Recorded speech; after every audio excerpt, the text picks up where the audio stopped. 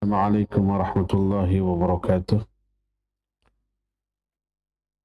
Alhamdulillahilladzi arsala rasulahu bil huda wa dinil haqq liyudhhirahu 'alad dini kullihi walau karihal musyrikun. Wa asyhadu an la ilaha illallah wahdahu la syarika lah wa asyhadu anna Muhammadan 'abduhu wa rasuluh sallallahu alaihi wa ala alihi wa ashabihi wa sallama tasliman katsira wa ba'd.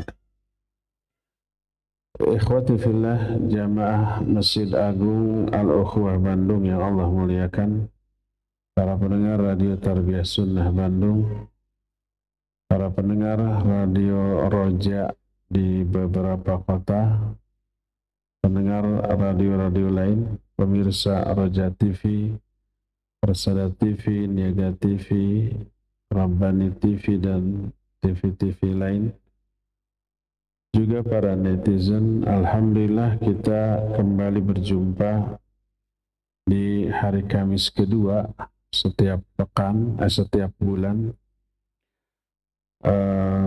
kajian khusus pendengar Radio Roja Cilengsi khususnya dan roja-roja lain yang juga ikut merelay, bertemakan tentang keakhwatan atau khusus masalah muslimat yang kita ambil dari kitab Nasihati lin Nisa. Tema yang sekarang kita usung adalah hifdzul lisan wa fadluh, memelihara lisan dan keutamaan. Ini ditekankan oleh muallif atas bimbingan seorang ulama besar dari Yaman, Syekh Muqbil bin Hadi Al-Wadi'i rahimahullah. Kenapa keakhwatan khusus membahas lisan?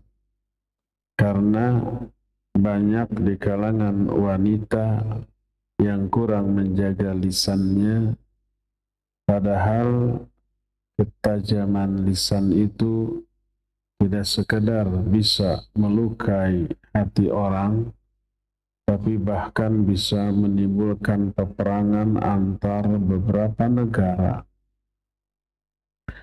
Oleh karena itu, Islam sangat memperhatikan aspek lisan,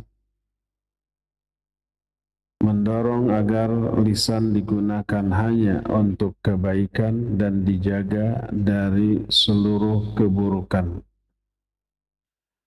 Berfirman Allah Azza wa Jalla,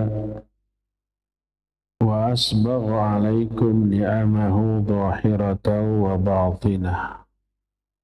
Allah telah melimpahkan kepada kalian beragam nikmat, baik zahir ataupun batin.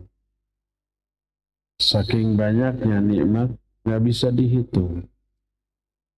Dalam surah Ibrahim 34, wa in ta'uddu ni'matallahi la tuhsuha. Kalau kalian menghitung-hitung nikmat Allah, kalian tidak bisa menghitungnya.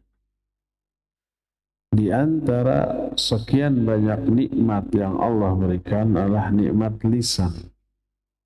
Allah memuliakan manusia dengan nikmat ini, sehingga manusia bisa mengungkapkan apapun, baik yang baik ataupun yang buruk, melalui lisan ini.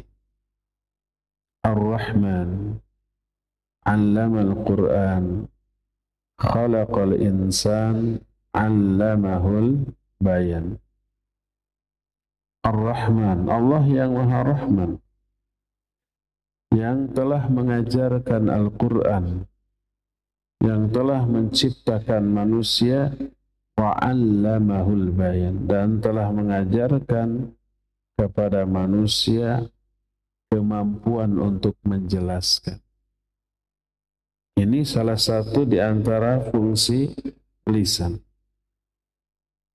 Allah pun mengingatkan kepada kita, alam naj'al lahu 'ainain wa lisanan wa syafatain.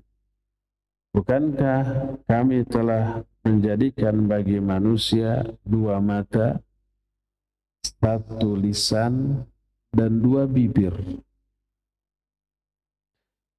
Ini nikmat wajib disyukuri. Bagaimana mensyukuri nikmat lisan?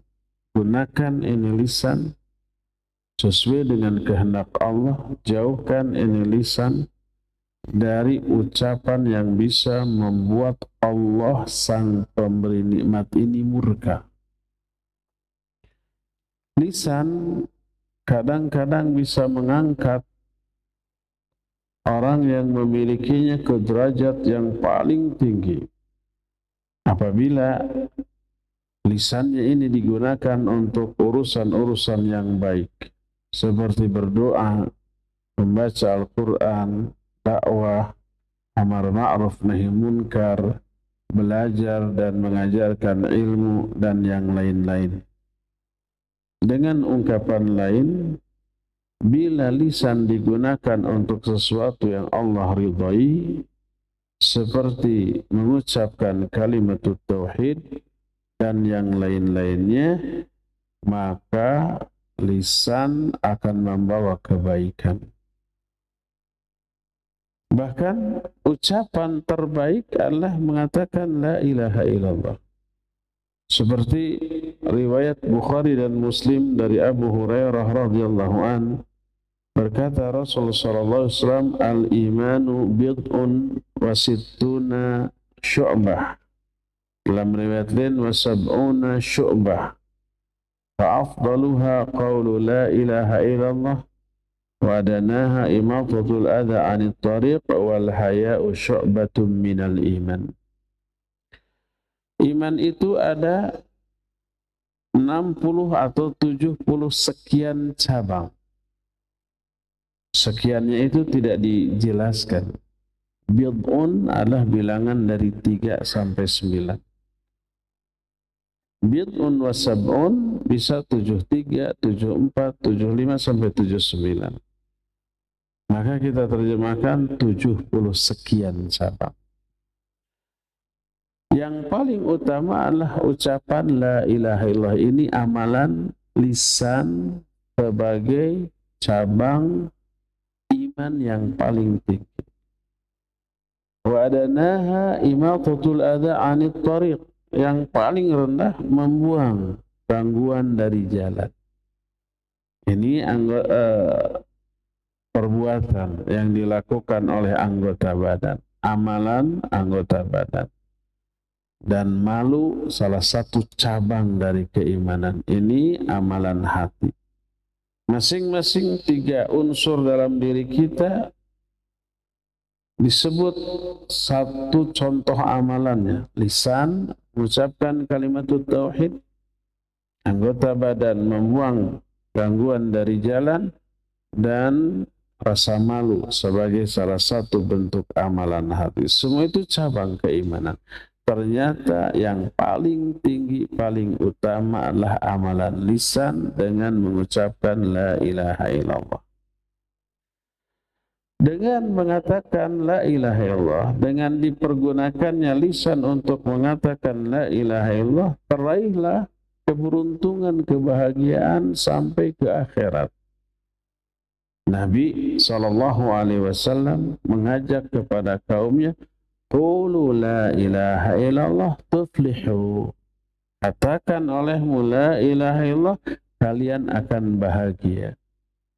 Nah, di sini dikeluarkan oleh Imam Ibn Khuzaimah, diterima dari Tariq bin Abdullah, yang juga terdapat dalam kitab Musnad Ahmad dengan sanad yang sahih. Termasuk zikir adalah amalan lisan yang membawa keberuntungan. Allah menyebut 2 keberuntungan besar dengan zikir yang banyak. Yaitu apa? Dapat ampunan yang besar, pahala juga besar. Seperti Al-Ahzab 59, Al-Ahzab 35, innal muslimina wal muslimat wal mu'minina wal mu'minat. Sesungguhnya orang-orang muslim laki-laki dan muslim perempuan. Mukmin laki-laki, mukmin perempuan. Terus sampai di akhir ayat itu, wadzakirinallaha katsira wadzakirat, dan orang-orang yang banyak berzikir kepada Allah baik laki ataupun perempuan, a'addallahu lahum maghfiratan wa ajran azima. Allah janjikan kepada mereka pahala dan ampunan yang sangat besar. Ampunan besar, pahala juga besar. Dan ampunan dan pahala ini modal pokok untuk bahagia di akhirat. Kenapa? Karena ampunan menghindarkan dari azab di neraka. Orang masuk neraka karena dosa. Dosa bisa dihapus karena ada ampunan. Selamat dari neraka. Pahala modal pokok untuk meraih kenikmatan setinggi mungkin. Berkata Imam Ibnu Hajar al-Asqalani dalam kitab Fathul Bari Syarah Sahih Bukhari, raf'atud darajat li kathrati thawab. Ketinggian derajat seorang mukmin di surga, kan level surga beda-beda. Ada yang rendah, ada yang sedang, ada yang tinggi. Yang paling tinggi adalah surga Firdaus. Ketinggian derajat di surga li kathrati thawab, karena banyaknya pahala. Makin banyak pahala, makin tinggi level orang itu di dalam surganya. Nah, salah satu penyebab dosa terhapus dengan jumlah yang banyak, pahala digelontorkan dengan jumlah yang banyak, adalah banyak-banyak berzikir, dan itu amalan lisan. Bahkan berzikir tersebut dalam satu hadis lebih utama daripada jihad fisabilillah lalu mati syahid. Kita kan tahu bagaimana hebatnya pahala jihad, bagaimana keutamaan orang yang mati syahid. Tapi ternyata Nabi SAW menyatakan zikrullah, amalan lisan ini lebih utama daripada itu. Dibanding infak dengan emas dan perak. Sebagaimana terungkap dalam salah satu hadis diterima dari Abu Darda radhiyallahu anhu. Berkata Rasul alaihi salatu wasallam, ala unabbiukum bi khairi a'malikum wa azkaha 'inda malikikum wa arfa'iha fi darajatikum wa khairul lakum min infaqidz dhahab wal waraq wa khairul lakum min an talqaw aduwakum fatadribu a'naqahum wa yadribu a'naqakum. Kata Nabi alaihi salatu wasallam, mau enggak aku kabarkan kepada kalian tentang sebaik-baik amalan kalian. Juga amalan ini lebih suci, paling suci di sisi Allah, di sisi Rabb penguasa kalian. Juga yang paling lebih meninggikan derajat kalian. Dan lebih baik bagi kalian dibanding infak dengan emas dan perak. Bahkan lebih baik dibanding kalian berjumpa dengan musuh, kalian memenggal kepala mereka, mereka pun memenggal kepala kalian. Jadi ada satu amalan yang lebih baik daripada infak dengan emas dan perak. Sebaik-baik amal, amal paling suci di sisi Allah, amal yang paling meninggikan derajat kemuliaan dunia akhirat, bahkan lebih utama daripada jihad fisabilillah. Mau nggak aku kabarkan tentang amalan ini? Para sahabat bertanya, bala ya Rasulullah. Ya, mau.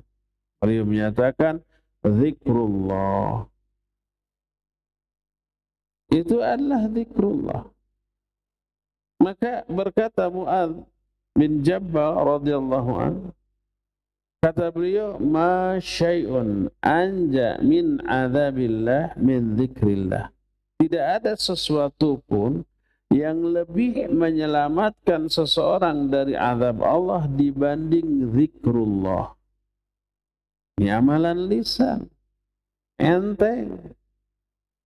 Nggak perlu tenaga yang besar. Mengatakannya, mengamalkannya tidak sampai harus berkeringat, mengerahkan energi yang banyak, tidak harus tiba bergeg, tiba perekat, tidak sampai ngos-ngosan, tidak membutuhkan biaya, nggak perlu pulsa, nggak perlu kuota, nggak perlu wifi, nggak perlu internet. Mengalir begitu saja bisa dilakukan sambil berbaring, sambil duduk, sambil berjalan, sambil apapun. Bahkan ketika berjihad fisabilillah pun berhadapan dengan musuh, momen yang paling menyibukkan kita dari segala aspek. Jihad itu matanya harus jelalatan, pikirannya juga berjalan. Terus kaki loncat ke sana kemari, berlari menghindar, tangan memukul, menyabat, menangkis, mulut juga menghardik, bilang siap, dan seterusnya. Tapi di saat jihad, Allah tetap menyuruh para mujahidin untuk memperbanyak zikir di tengah jihadnya. Sebagaimana Allah berfirman dalam Al-Quran surah Al-Anfal 46, Ya ayyuhalladzina amanu idza laqitum fi'atan fathbutu wadhkurullaha katsira la'allakum tuflihun. Hai orang-orang yang beriman, apabila kalian berjumpa dengan musuh di medan perang, tegarlah kalian dan banyak-banyaklah berzikir kepada Allah agar kalian menang.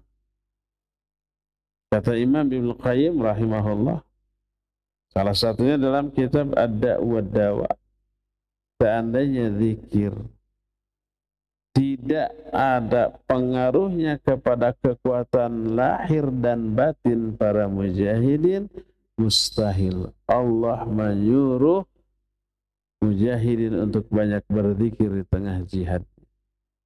Seandainya ada orang yang layak berhenti dari zikir, hanya ada dua orang yang paling layak. Pertama, para mujahidin karena sibuknya ketika perang.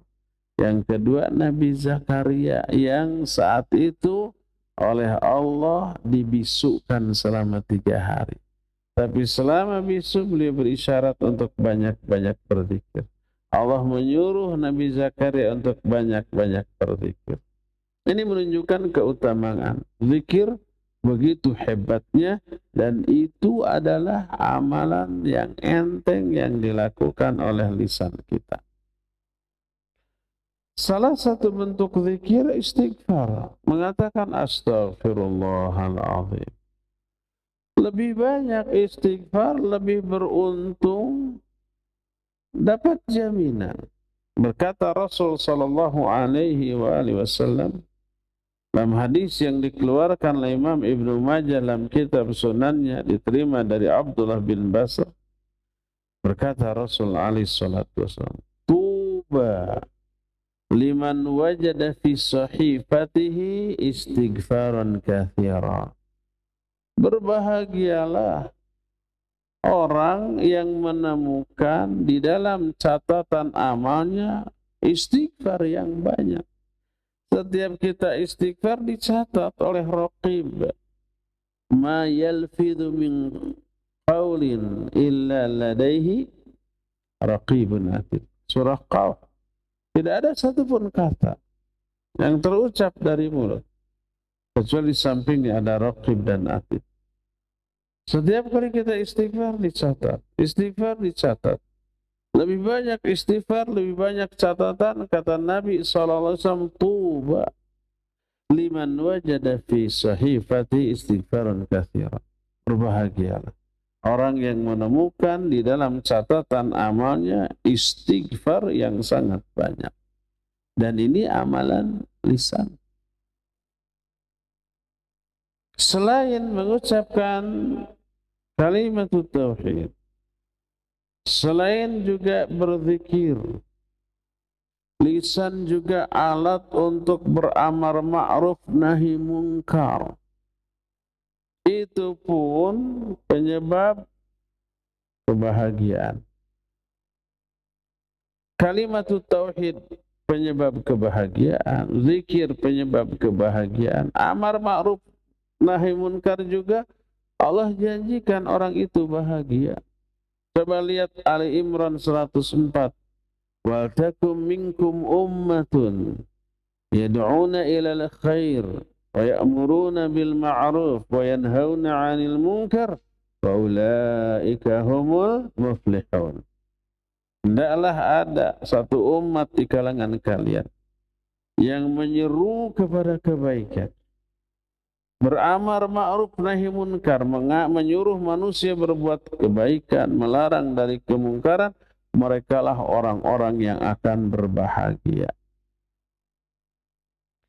Dan zikir termasuk juga amar ma'ruf nahi munkar dianggap oleh Nabi Sallallahu Alaihi Wasallam sebagai sedekah.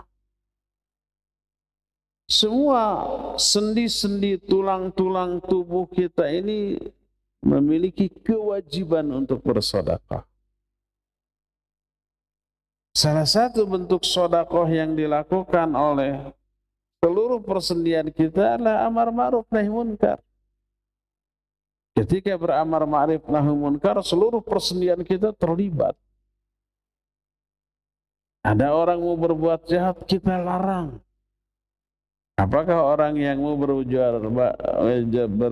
jahat lalu kita larang, kita cegah dia? Oh iya, nggak jadi dia. Apakah begitu? Tidak. Terkadang kita harus ribut sama dia. Seluruh sendi tulang kita terlibat. Itu sedekahnya persendian kita. Sebagaimana sebuah hadis yang diterima dari Abu Hurairah radhiyallahu an, riwayat Bukhari dan Muslim, Nabi alaihi salatu wasallam bersabda, kullu sulama minan nas alaihi sadaqah. Setiap persendian dari manusia dia berkewajiban untuk bersedekah. Sendi, tangan, sikut, bahu, semuanya memiliki kewajiban untuk bersedekah. Nah, salah satunya adalah amrun bima'ruf wa nahyun an munkar sedekah. Amar ma'ruf nahi munkar juga sedekah. Dan ini amalan lisan dan dianggap sebagai sedekah. Itu yang ketiga, bentuk amalan lisan ketiga yang membawa kebahagiaan, mengucapkan kalimat tauhid, berzikir, kemudian amar ma'ruf nahi munkar. Bahkan bukan zikir, bukan baca Quran, bukan amar ma'ruf nahi munkar, tapi berbicara dengan kalimat yang baik, yang santun, itu pun bisa menyelamatkan orang dari api neraka. Sebagaimana diterangkan dalam beberapa hadis, di antaranya hadis yang diterima dari Adi bin Hatim radhiyallahu anhu. Kata Adi, "Dzakara an-nabiy alaihi salatu wasallam an-nara fata'awwadha minha." Nabi SAW suatu saat menerangkan tentang neraka. Lalu beliau berta'awudz sambil wajahnya meringis. Beliau itu kalau menyebut surga atau neraka, penghayatannya tuh jauh lebih mendalam daripada kita-kita. Salah satu penyebabnya beliau bisa pernah lihat langsung surga neraka waktu peristiwa apa? Mi'raj. Bahkan ketika sholat gerhana juga terlihat surga dan neraka oleh Nabi SAW. Makanya kalau berbicara tentang surga neraka udah kebayang.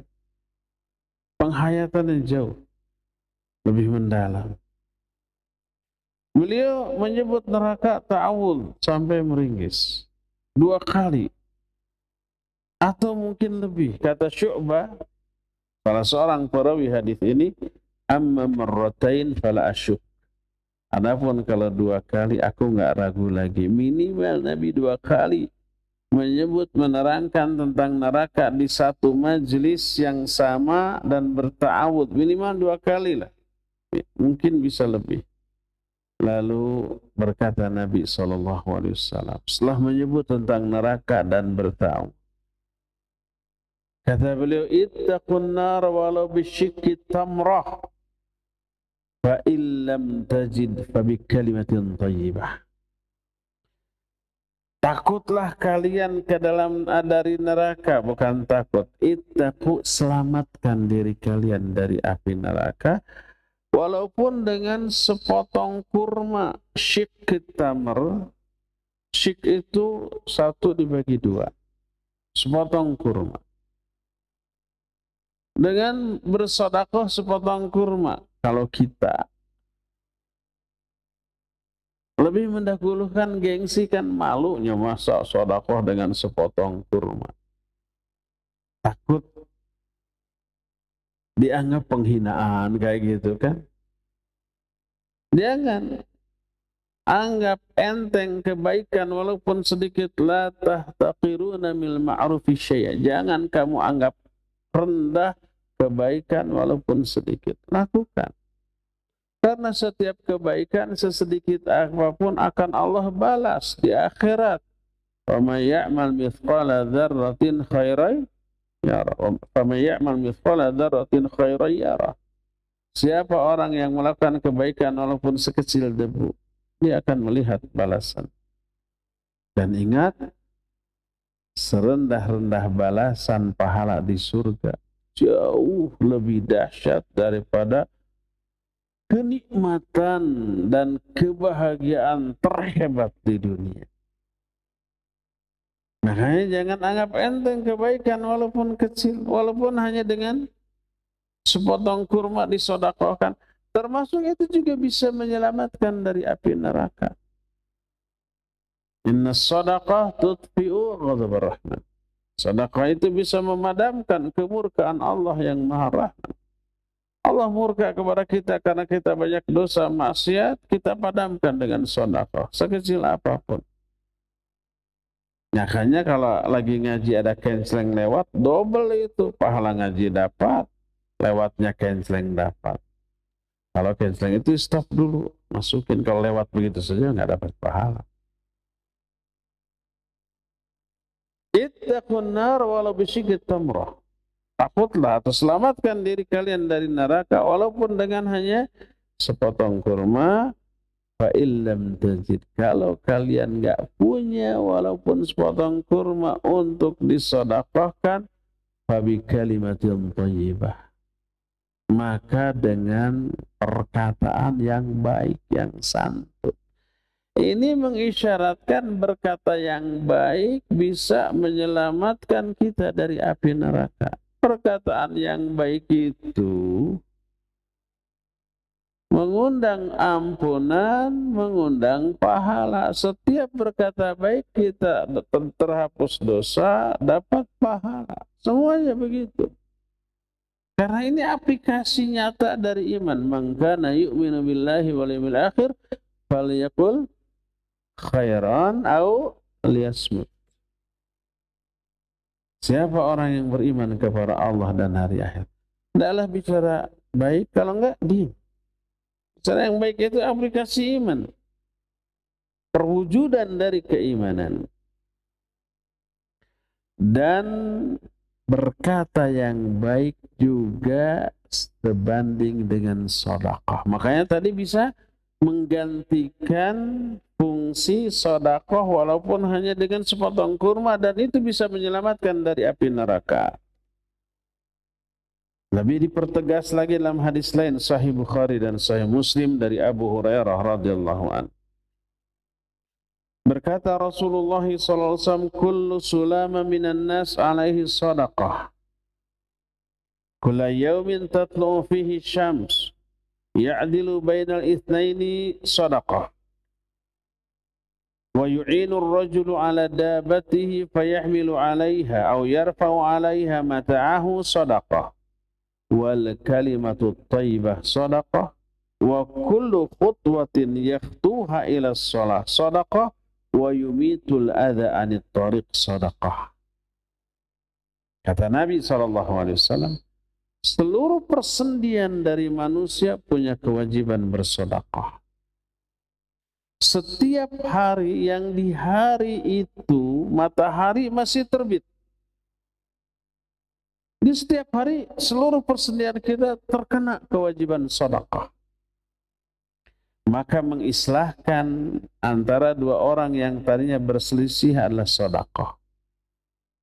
Membantu seseorang agar naik ke atas kendaraannya karena kendaraannya tinggi, dibantu, diangkat. Kalau dulu kan kendaraan unta atau kuda gitu ya. Kita bantu, itu juga sedekah. Atau mengangkatkan barangnya, dia kalau sambil ngangkut barang naik ke unta, ke kuda berat, dia dulu naik orangnya, barangnya kita angkatin nih. Itu juga sedekah. Perkataan yang baik juga sedekah. Bahkan setiap langkah yang dilangkahkan oleh seseorang menuju masjid untuk sholat juga sedekah. Bahkan membuang gangguan dari jalan itu juga sedekah.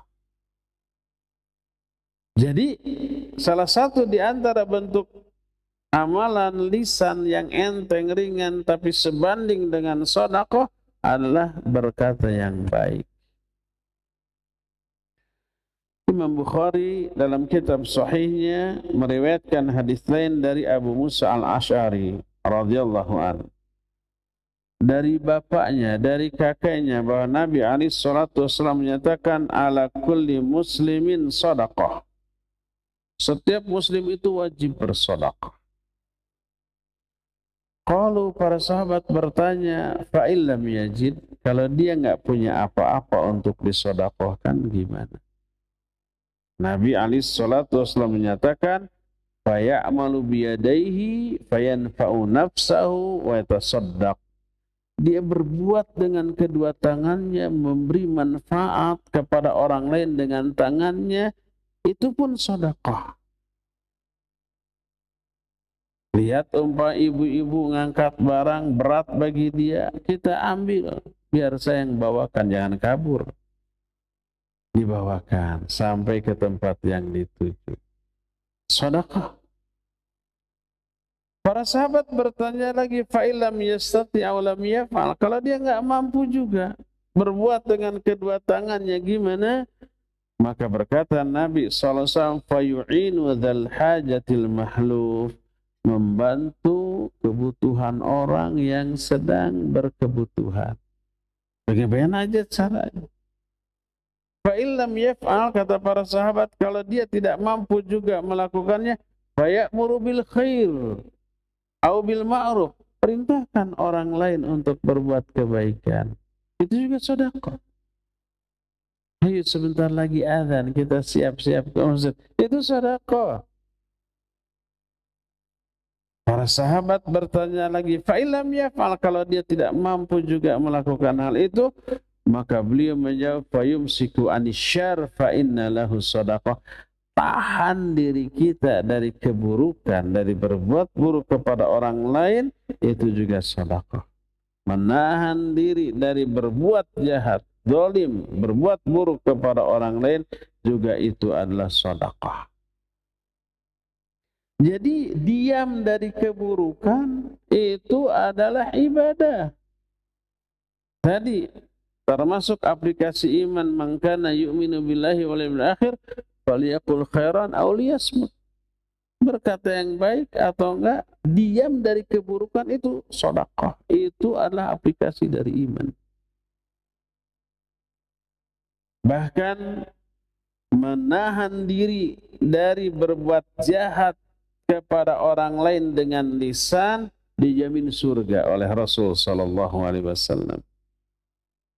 Sebagaimana dalam kitab Sahih Bukhari dari Sahal bin Sa'ad radhiyallahu an, Berkata Nabi alaihi salatu wasallam, "May yadman li ma baina lihyaihi wa ma baina rijlaihi adman lahul jannah."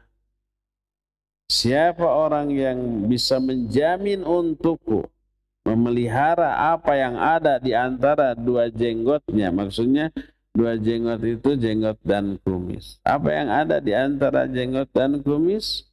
Bibir kita.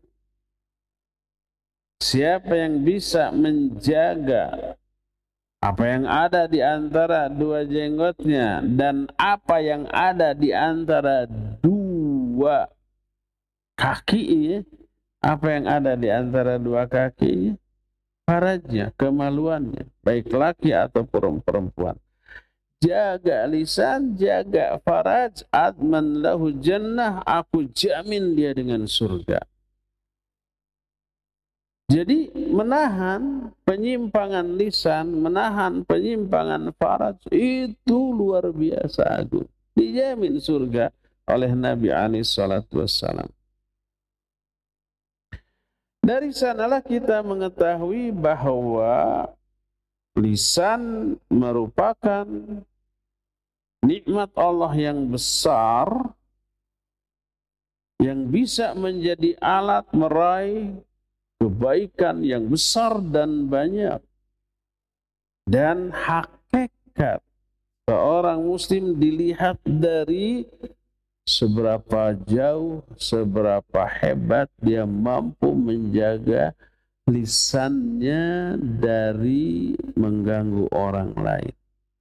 Sebagaimana sabda Nabi alaihi salatu wassalam dalam hadis sahih riwayat Imam Bukhari dan Imam Muslim, dalam Sahih Bukhari dan Sahih Muslim diterima dari Abdullah bin Amr bin As radhiyallahu anhuma, Nabi alaihi salatu wasallam berkata, "Al-muslimu man salimal muslimuna min lisanihi wa yadihi." Seorang muslim yang hakiki adalah seorang yang muslim lainnya selamat dari gangguan lisannya dan gangguan tangannya. Jadi keislaman seorang itu dilihat dari hal itu. Berdasarkan hal itulah maka kita ingat, pergunakan lisan, jaga lisan hanya untuk kebaikan, maka kebahagiaan, kebaikan, pahala yang begitu banyak dan melimpah Allah janjikan. Ini perhatikan Al-Quran surah Al-Ahzab 70 dan 71 tentang bagaimana janji yang Allah berikan kepada orang yang mampu menggunakan lisan untuk kebaikan. Allah berfirman, ayat ini biasa dibaca oleh Nabi SAW di awal khutbah. Makanya diikuti oleh para ulama setelahnya, para ustaz, para duat. Allah berfirman, ya ayyuhalladzina amanu taqullaha wa qulu qawlan sadida. Yuslih lakum a'malakum wa yaghfir lakum dhunubakum. Wa man yuti'illaha wa rasulahu faqad faza fawzan 'azima. Hai orang-orang yang beriman, bertakwalah kalian kepada Allah. Terus waqulu qawlan sadida, ucapkan olehmu ucapan-ucapan yang sadid. Sadidnya pakai sin bukan pakai sya. Jangan salah baca waqulu qawlan syadida, artinya jadi ngaco. Ucapkan oleh kalian ucapan yang keras. Makanya ngomongnya keras. Oh, salah baca dia. Harusnya sadida, ini syadida. Apa sadida dengan sin kecil? Berkata Al-Imam Ibnu Katsir ketika menafsirkan ayat ini, ayat mustaqiman, la i'wijaja fihi wa la inhirafa, wa wa'adahum annahum idza fa'alu dhalik athabahum alayhi bi ay yusliha lahum a'malahum ay yuwaffiqhum lil a'mali salihah wa ay yaghfir lahum adh-dhunub al-madiyah wa ma qad yaqa'u minhum fil mustaqbal bilhamihim taubah minha. Kata Imam Ibnu Katsir, wa qulu qawlan sadida, ucapkan olehmu ucapan yang baik. Makna baik adalah ucapan yang lurus, tidak ada penyimpangan, kesalahan, kekeliruan. Wa qulu qawlan sadida, ucapkan olehmu ucapan yang baik. Apa akibatnya? Allah menyatakan yuslih lakum a'malakum, Allah akan mensolehkan amal-amal kamu. Karena berucap yang baik, amal kita disolehkan. Apa maknanya? Maknanya ayyuwafiqhum lil a'mali sholih, Allah akan memberi taufik kepada kamu untuk melakukan amal-amal soleh. Ini menunjukkan berbicara yang baik mengundang turunnya hidayah Allah. Hidayah wajib kita ikhtiarkan. Hidayah itu hak prerogatif Allah. Hanya Allah satu-satu yang memberikan hidayah taufik kepada manusia. Para nabi nggak bisa. Apalagi orang biasa. Innaka la tahdi man ahbabta walakinallaha yahdi man yasha. Engkau, hai Muhammad, tidak bisa memberikan hidayah kepada orang yang engkau cintai.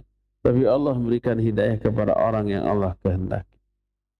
Tak heran kalau di kalangan para nabi, orang terdekatnya kafir. Karena nabi pun nggak bisa memberikan hidayah.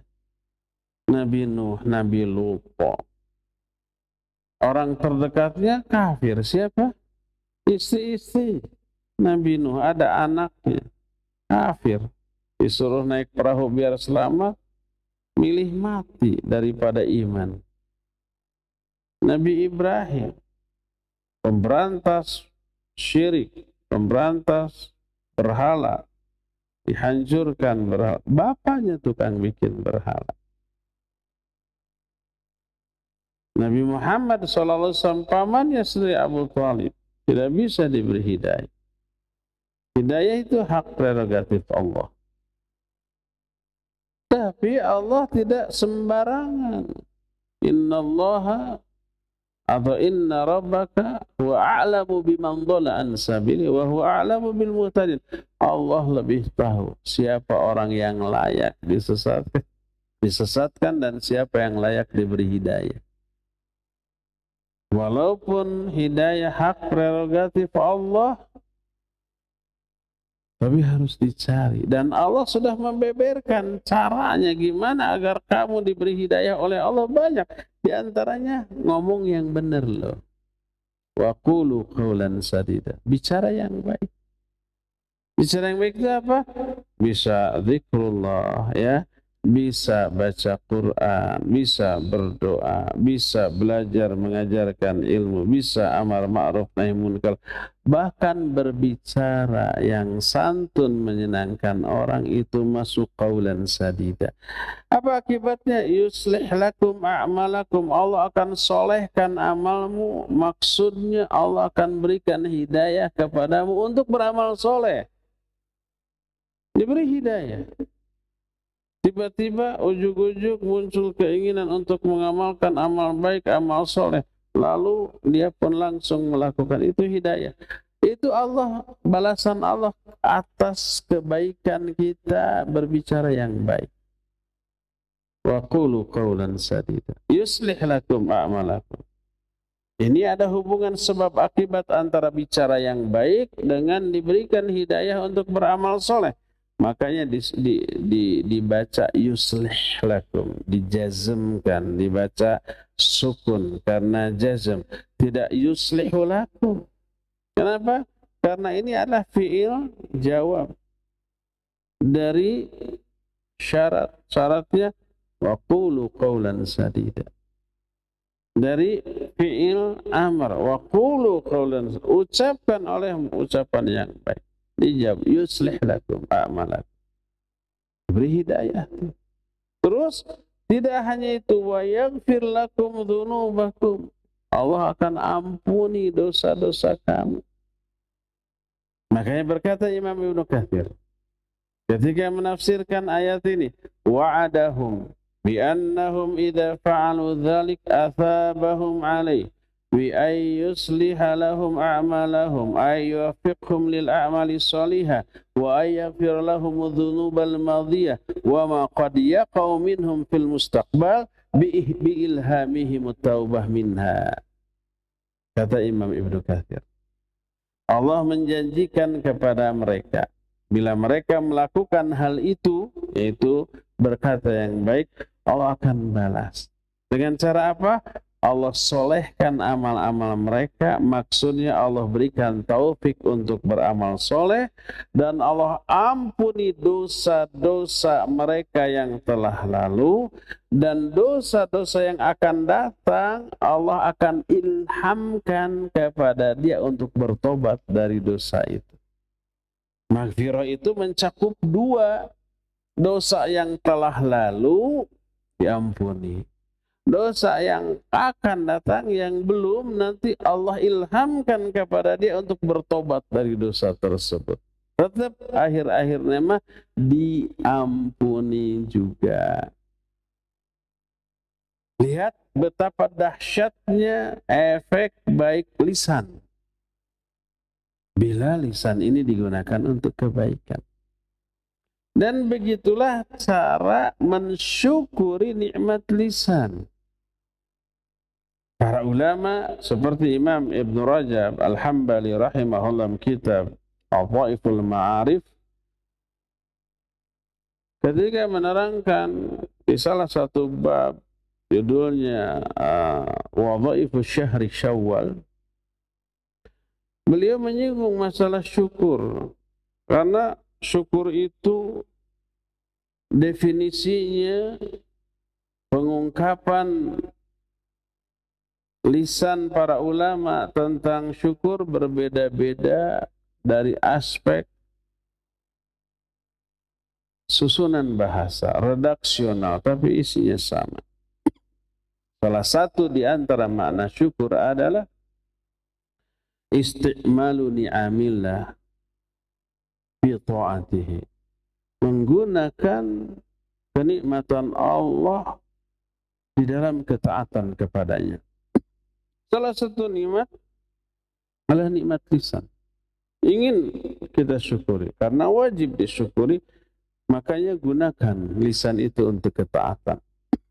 Untuk baca Al-Quran, zikrullah, sebanyak mungkin beristighfar, sebanyak mungkin mengatakan la ilaha illallah, sebanyak mungkin bersalawat kepada Nabi sallallahu alaihi wa alihi wasallam, gunakan untuk beramal ma'ruf nahi munkar, untuk berdakwah, untuk belajar dan mengajarkan ilmu. Karena yang namanya belajar dan mengajarkan ilmu pasti ada amalan lisan. Karena mengajarkan ya pasti berbicara, menjelaskan. Jika belajar juga ada ucapan lisannya berupa bertanya, berupa memurojaah, mengulang-ulang hafalan, dan seterusnya. Gunakan untuk semua yang Allah ridhoi tentang penggunaan lisan, maka itu dianggap sudah bersyukur atas nikmat Allah, atas nikmat lisan. Apa yang terjadi setelah itu tinggal tunggu balasan selanjutnya atas syukur kita ini. Wa idh ta'adzana rabbukum la'in syakartum la'azidannakum wa la'in kafartum inna 'adzabi lasyadid. Allah telah mengumumkan, kalau kamu bersyukur, pasti aku akan tambah nikmatku kepadamu. Kepastiannya itu Allah ungkapkan beberapa kali. La'in syakartum la'azidannakum. Ada huruf la, la-nya pendek dibaca, disebut lam taukid. Jangan dibaca la azidannakum. Oh, kalau begitu terbalik. Kalau kamu bersyukur, Allah tidak akan nambah nikmatmu. Begitu. Kalau la-nya dibaca panjang, harus pendek. La azidannakum. La-nya lam taukid. Pasti. Ditambah dengan ada huruf nun, taukid tsaqilah di akhirnya. Tadinya azidu, la azidukum. Tapi karena masuk huruf nun, la azidannakum. Pasti. Kepastian Allah tegaskan. Siapa yang bersyukur? Pasti Allah tambah nikmat. Wala in kafartum, tapi kalau kamu kufur atas nikmat ini, lisannya itu dipakai keburukan. Dipakai mencela, dipakai menghina, dipakai berdusta, dipakai bergibah, dipakai memberikan gelar-gelar buruk, dipakai menyakiti. Itu kufur nikmat itu. Inna azabi lasyadid. Ingat, azabku super pedih, sangat pedih. Nah, salah satu di antara tambahan nikmat atas syukur dengan lisan, lisannya dipakai baca Quran, zikir, ngajar ilmu, amar ma'ruf nahi munkar. Itu tuh nikmat tambahan. Allah berikan taufik, berikan hidayah untuk beramal soleh. Allah ampuni dosa-dosanya, Allah berikan pahalanya, Allah angkat derajatnya. Kan tadi dalam hadis tadi dikatakan bahwa zikrullah itu, ini salah satu amal lisan, paling mengangkat derajat kalian ke level yang sangat tinggi dunia akhirat itu. Janji Allah itu kontan. Lain syakartum la azidanakum. Kalau kamu syukur atas nikmatku, termasuk syukur dengan lisan, berkata yang baik, amar ma'ruf nahi munkar, baca Quran, zikir, maka Allah akan tambah nikmatku kepadamu, ditambah dengan nikmat hidayah, dengan nikmat ampunan, dengan nikmat mahabbah, kecintaan Allah kepadanya, dengan rahmat, dengan diangkat derajatnya, dengan berbagai macam kenikmatan lain yang lebih memberikan keuntungan yang besar kepada pelaku. Pelaku dari orang yang menggunakan lisannya secara baik, dengan cara yang benar. Kita nanti akan membahas wala in kafartum inna adzabi lasyadid, betapa mengerikannya azab Allah bagi orang yang tidak mensyukuri nikmat lisan. Azab Allah bagi pendusta di dunia, diazab, minimal dicela orang, dihina orang, tidak dipercaya orang gitu ya, dikucilkan orang, macam-macam tuh. Di alam kubur diazab. Azab bagi orang yang berdusta, termasuk sekarang berdusta itu tidak hanya dengan lisan, tapi dengan jempol juga. Ya. Menyebar hoax melalui media sosial. Mulutnya balem, mingkem, tertutup. Ininya yang aktif. Saat itu dia upload, detik itu juga menyebar ke seluruh dunia. Kalau isinya hoax, dusta, tersebar sampai ke ufuk. Nabi SAW pernah bermimpi, dalam mimpinya dia melihat banyak kejadian aneh. Salah satunya ada orang yang duduk, di sampingnya ada orang yang berdiri memegang besi yang tajam dan panjang, ditusukkan ke rahang orang yang sedang duduk, tembus ke tengkuk. Wih, ngerinya bukan main. Pasti sakit. Cabut lagi, pindah ke kiri, tusuk lagi sampai tembus ke tengkuk. Kebayang darahnya, kebayang menjeritnya orang. Terus buka lagi, pindah lagi ke kanan, tusuk lagi. Kata Nabi SAW, beliau bertanya kepada Jibril yang membawanya saat itu, ini apa? Ini adalah orang yang berdusta, sampai dustanya memenuhi ufuk. Ini azab bagi para penyebar hoax di media sosial seperti itu. Na'udzubillah. Ini inna azabi lasyadid, orang yang kufur atas nikmat lisan, nikmat jempol juga gitu ya, dipergunakan untuk berdusta, dipergunakan untuk mencela, menghina, azabnya dunia, alam kubur sampai di akhirat lasyadid, benar-benar sangat dahsyat. Pergunakan lisan hanya untuk kebaikan, itulah cara mensyukurinya. Adapun kalau menggunakan lisan untuk keburukan, ini disebut dengan sebutan afatul lisan. Ketergelinciran lisan, penyimpangan yang dilakukan oleh lisan, dan itu ragamnya sangat banyak. Setiap bentuk penyimpangan azabnya mengerikan, berbeda antara satu dan lainnya, tapi semuanya menakutkan. Sesuai dengan janji Allah, inna azabi lasyadid. Sesungguhnya azabku sangat pedih. Apa saja bentuk di antara bentuk penyimpangan lisan? Kita lanjutkan bulan depan, karena sekarang waktu untuk menerangkan sudah habis pas jam 5 ya. Sudah 1 jam, nggak perlu lebih. Kita tinggal masuki sesi tanya jawab. Walaupun ini kajian yang diselenggarakan oleh Roja, tapi khusus tanya jawab ini diperuntukkan bagi jamaah yang hadir di sini, baik ikhwan ataupun akhwat. Dipersilakan untuk mengajukan baik secara tertulis ataupun lisan. Silakan. Bismillahirrahmanirrahim. Ustadz, sebelumnya perkenalkan saya Abdul sebagai mahasiswa. Izin bertanya, tadi salah satu tafsir dari Ibnu Katsir mengatakan bahwasannya salah satu ucapan yang baik itu adalah ucapan yang lurus tanpa adanya penyimpangan dan kesalahan dan kekeliruan. Nah, ingin sedikit cerita Ustadz, bahwasanya kalau misalkan kebiasaan mahasiswa itu karena masih bergejolak jiwa mudanya, terkadang teman-teman saya itu menyeru kepada orang-orang untuk tidak memilih calon pemimpin yang menurut mereka itu zalim. Nah, itu kan salah satu bentuk penyimpangan, Ustadz.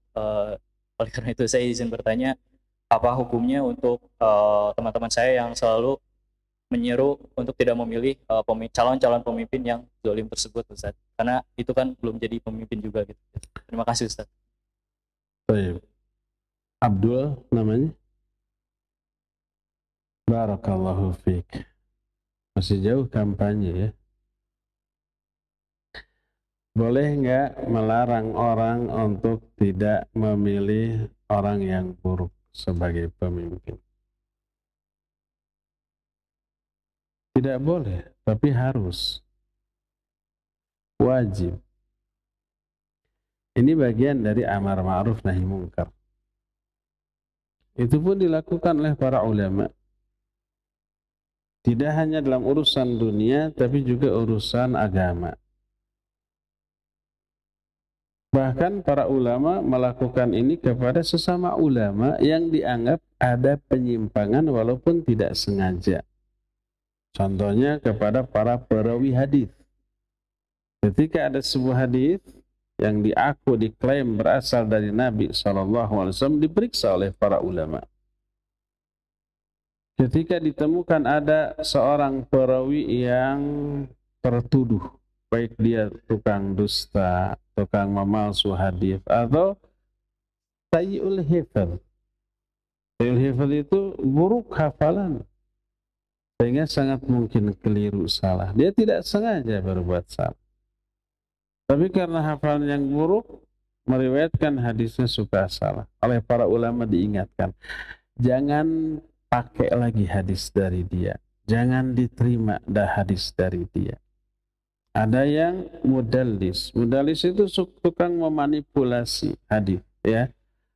Itu diperingatkan, jangan dengar omongan dia tentang hadis. Begitu. Itu terhadap perkara agama. Dan ini termasuk ghibah atau tidak? Iya, ghibah. Tapi ghibah yang diperbolehkan, bahkan diharuskan demi kemaslahatan, demi terhindarnya manusia dari keburukan. Apabila orang-orang yang suka salah dan keliru dalam meriwayatkan hadis ini tidak ditahdir, tidak diwanti-wanti orang, bisa-bisa hadis palsu dipakai dan dianggap bagian dari agama ini. Hadis dhaif juga diterima, melahirkan amalan baru yang tadinya tidak ada dan dianggap sebagai bagian dari agama ini. Bisa-bisa muncul banyak penambahan dari agama ini, akhirnya berbeda dengan yang asli yang didakwahkan oleh Nabi SAW, dan itu berbahaya. Jangankan itu, untuk masalah dunia, BPOM suka nggak mengadakan peringatan kepada masyarakat? Awas, obat ini nggak boleh diminum, berbahaya. Awas, makanan ini nggak boleh dijual, berbahaya. Ada yang begitu? Ada. Bagus apa baik itu? Bagus, baik, dan harus. Kalau enggak, bisa-bisa masyarakat keracunan. Bisa-bisa ingin sembuh malah tambah parah. Bisa-bisa ingin sehat malah cepat mati, kan gitu. Dalam semua bidang. Terlebih dalam masalah sesuatu yang besar pengaruhnya ke dalam kehidupan masyarakat seperti pemimpin sebuah daerah. Untuk level manapun, RT, RW, desa, kalau kecamatan tidak dipilih, ya, ditunjuk. Bupati atau wali kota, gubernur, sampai ke presiden. Umpamanya ada RT, satu calonnya tukang dangdutan, satu calon dia tukang ngaji. Boleh nggak kita jangan pilih dia? Kalau pilih dia nanti ngaji bisa padam, dangdutan bisa makmur. Boleh? Bukan boleh, harus.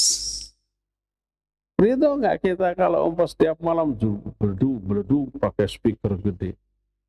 Nggak ridho kita. Terganggu kita dan tentu saja mengkondisikan keburukan di lingkungan kita. Ya. Ini level RT, apalagi level nasional. Jadi hukum asal boleh, terlepas dari apakah ini menyimpang dari undang-undang pemilu atau tidak, terlepas dari itu. Kalau itu menyimpang dari undang-undang pemilu, bisa dipidana, masuk ke dalam kategori black campaign umpamanya, bisa ada saksi, ada bukti, lalu dilaporkan di penjara, ya jangan. Bukan karena menganggap itu buruk, tetap anggap itu baik, tapi dalam rangka menghindarkan keburukan yang lebih besar. Tapi hukum asal secara syar'i, ya boleh. Asal yang santun saja ya. Allahu a'lam bishawab. Izin bertanya Ustaz. Insya Allah anak akan melakukan safar yang cukup lama di pesawat. Mohon arahan untuk fikih wudhu di pesawat dan tata cara sholat. Mungkin umroh atau ke Eropa atau bahkan ke Amerika. Bisa 24 jam untuk ke sana.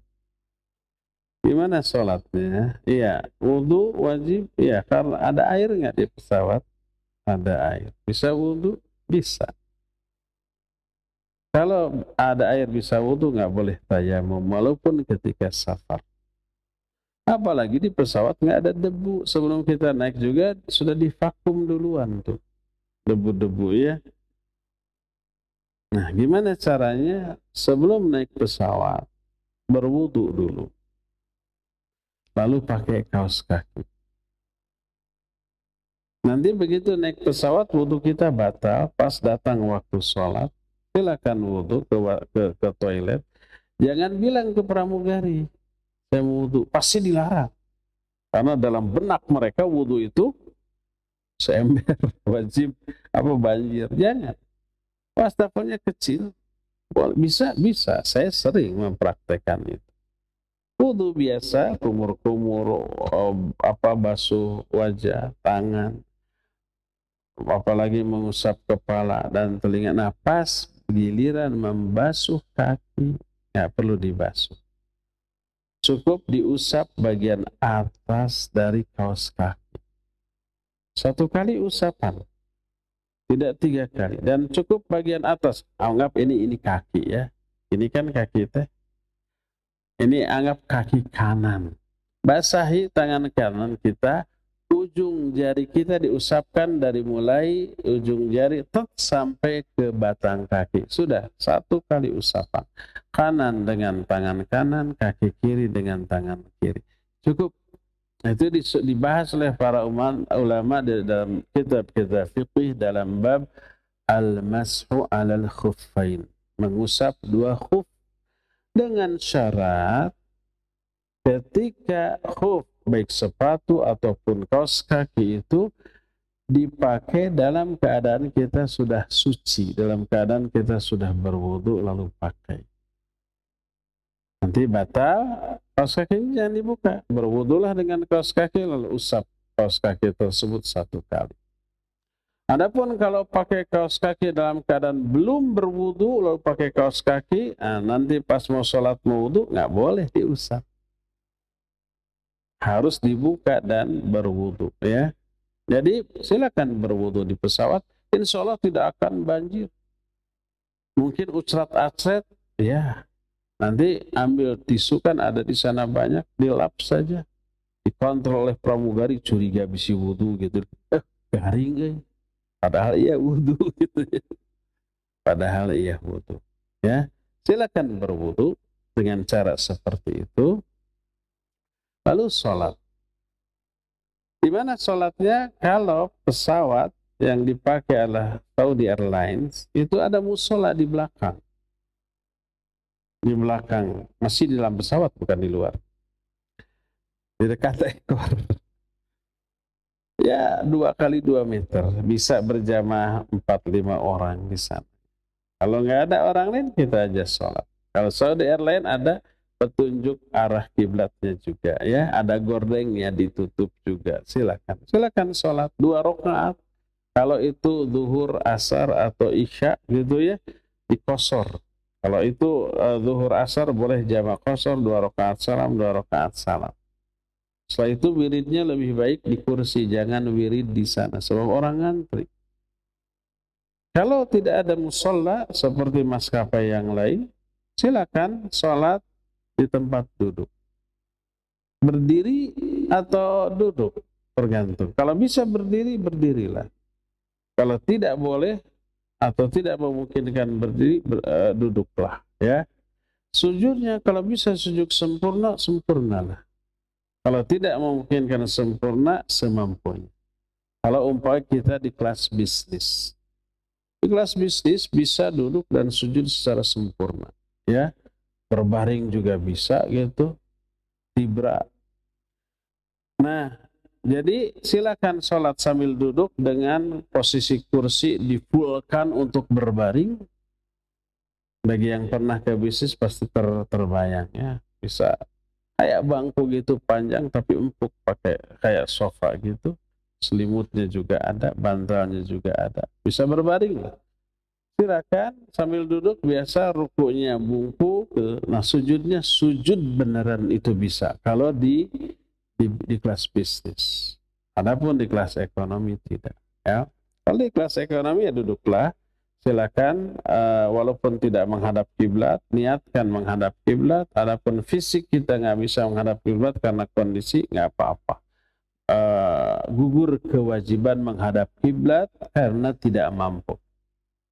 Silakan takbir seperti biasa, baca iftitah Fatihah salat, lalu rukuknya begini, sami Allahu liman hamidah. Sujudnya lebih rendah daripada rukuk.